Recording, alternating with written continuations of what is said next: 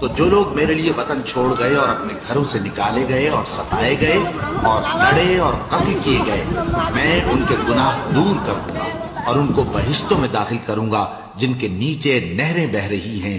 یہ اللہ کے ہاں سے بدلہ ہے اور اللہ کے ہاں اچھا بدلہ ہے۔ اے پیغمبر، کافروں کا شہروں میں ٹھاٹھ سے گھومنا تمہیں دھوکہ نہ دے۔ یہ دنیا کا تھوڑا سا فائدہ ہے، پھر آخرت میں تو ان کا ٹھکانہ دوزخ ہے اور وہ بری جگہ ہے۔